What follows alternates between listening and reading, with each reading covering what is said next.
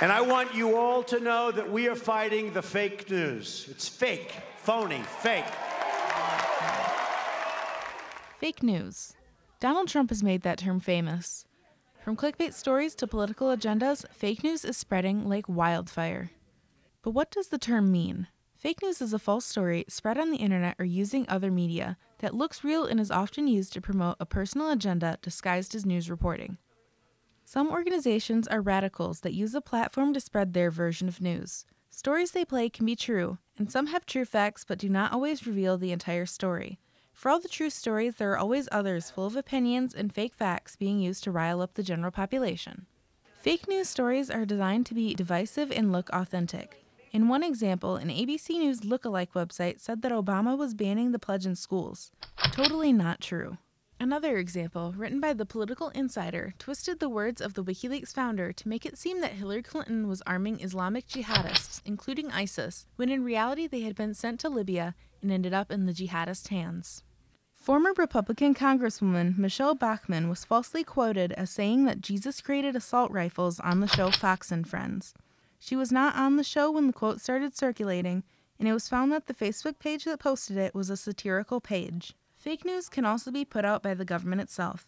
An example is when White House Press Secretary Sean Spicer tried to convince reporters that Trump's inauguration crowd was the largest audience to ever witness an inauguration in person and around the globe.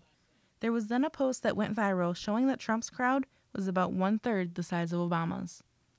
It's hard to figure out what's real and what's not real, especially for folks who aren't trained at all in media literacy, because the folks who are putting the bad information out there are so good at it that it looks exactly like a story would look from your local TV station or your local newspaper.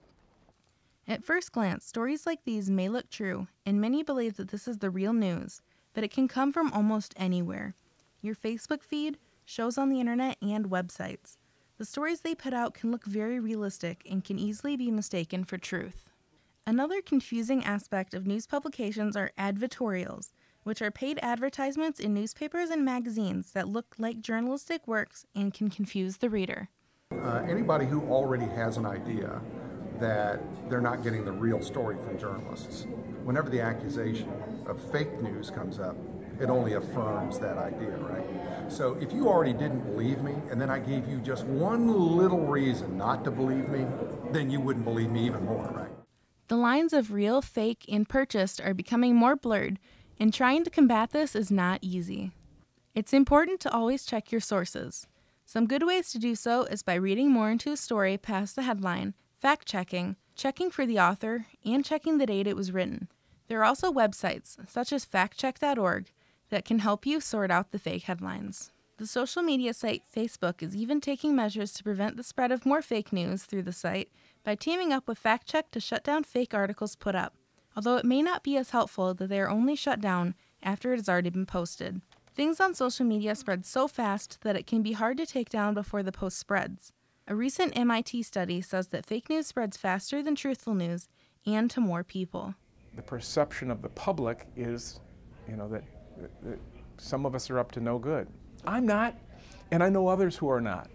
So I think it's tough when you paint with a broad brush. Everybody is like this, Not everybody's like that. Fake news has damaged the credibility of the media for some. It's the job of the journalist to be accurate, but the readers and viewers also have great responsibility to verify what they are taking in and to not spread fake news.